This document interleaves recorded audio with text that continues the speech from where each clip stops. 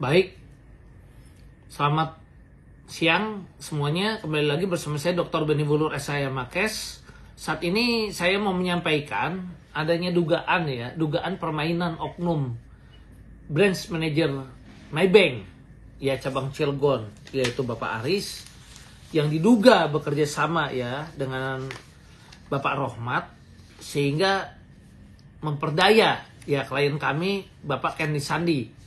Ya, di mana beliau dibujuk oleh Bapak Aris ini untuk ya mau meminjamkan dananya sebesar 30 miliar ya hanya untuk showing, dan janjinya tidak akan dikeluarkan sepeser pun dana itu, hanya untuk showing. Sehingga dia taruh dana tersebut disampaikan ke rekening Bapak Rohmat. Bapak Rohmat ini nasabah Maybank diduga cabang Cilegon ya. Dan waktu itu dia tentu tidak mau ya menyerahkan begitu saja uang sebesar 30 miliar. Namun karena bujuk rayu ya, nah ini bisa di-shoot ya, sampai dari Bapak Aris ini membuat pernyataan selaku branch manager mengetahui ya kalau uang tersebut nanti memang dikuasakan apabila Bapak Rohmat ternyata prestasi atas bisnisnya di bidang HP, maka dana tersebut bisa dicairkan. Dan ada ceknya juga. Nah kemudian tanggal 11 November dana tersebut sudah diserahkan ya.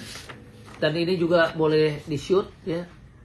Tanda terima surat kuasanya bahwa klien kita yang memang berhak atas dana dari Bapak Rohmat itu yang sebesar 30M ya, dananya dicairkan. Nah, jadi janjinya hanya 25 November ya. Jadi 11 November itu sudah digenapi 30M, 25 November itu bisa ditarik lagi dananya untuk diperlihatkan.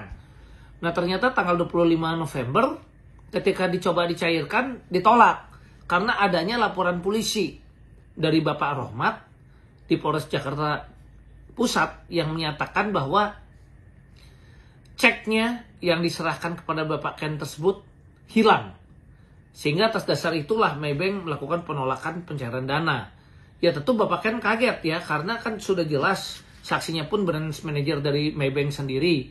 Ya akhirnya kita membuat laporan polisi ya tertanggal 30 November 2024 di Polres Jakarta Pusat.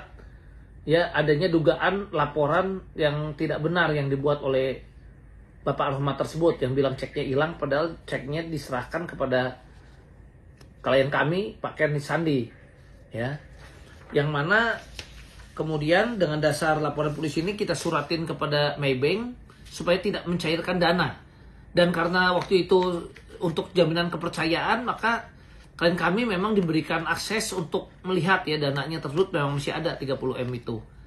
Nah kemudian tanggal 2 Desember dengan dasar laporan ini 2 atau 3 Desember kami menyurati Maybank minta diblokir ya, minta diblokir untuk dana tersebut. Nah ternyata yang kita kaget, pemberitahuan sudah dilakukan 2 Desember, kok tanggal 9 atau 10 Desember ada seperti ada transaksi pindah buku. Harusnya kan tidak boleh itu diblokir. Nah kita mesti cek dana itu kemana ya. Nah ini yang kami sayangkan ya. Kemudian ketika kami somasi Maybank, kami juga sudah melayangkan somasi kepada Maybank tertanggal 11 Desember ya. Maybank menyatakan ya memang Pak Aris salah, dan bahkan kuasa hukumnya telah membalas bahwa katanya sudah dilaporkan ke polisi. Nah yang jadi pertanyaan di kami, Maybank ini bank besar, masa berkali-kali melakukan ada dugaan-dugaan kelalaian atau melanggar prinsip kehati-hatian. Contohnya kami juga dulu pernah kedatangan klien yang mana dia pinjam uang ke bank, kredit ya, Maybank yang melakukan appraisal, penilaian dan sebagainya ya, ternyata rumah tersebut dibangun di menabrak garis sempadan, dan itu bisa keluar kreditnya sehingga klien kami dirugikan, kan begitu.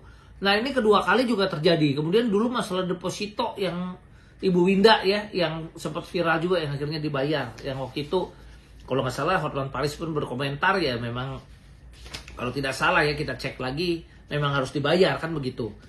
Nah udah gitu akhirnya klien kami tanyalah kepada Pak Aris ya selaku branch manager Maybank. Nah Pak Aris bilang ya sebenarnya dana itu juga ada dia bikin back to back tanpa sepengetahuan klien kami.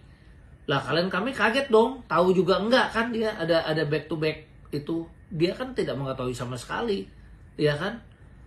Dan nggak pernah minta izin ke klien kami juga. Dan lagi pula Maybank harusnya nggak bisa sembarangan mengeluarkan suatu dana, karena dia harusnya melakukan cek apakah orangnya mampu bayar, ya kan, rekening korannya seperti apa, ya kan ini juga nggak betul.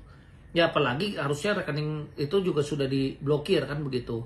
Maka kami juga menghimbau dan meminta tentu kepada aparat kepolisian untuk segera menangkap Rohmat dan menindaklanjuti karena ada dugaan pasal 55 turut sertanya baik istrinya Rohmat maupun Pak Aris ya selaku branch manager daripada Maybank, ya karena ada dugaan kuat ya Maybank sendiri bisa diminta tanggung jawab karena adanya dugaan perbuatan melawan hukum ya, yang mana Pak Aris, Pak Rohmat ya dan kawan-kawan dan istrinya juga dari Pak Rohmat ya dan kawan-kawan, dan tentunya Maybank dengan pasal 1367 Perdata majikan harus bertanggung jawab atas kesalahan bawahan, harus ikut bertanggung jawab ya untuk mengembalikan dananya ya, di samping adanya dugaan juga penggelapan 372 dan penipuan 378, dan juga tentunya apabila digunakan uang tersebut untuk bisnis-bisnis yang lain baik oleh Pak Aris atau Pak Rohmat bisa ada dugaan TPPU atau cuci uang.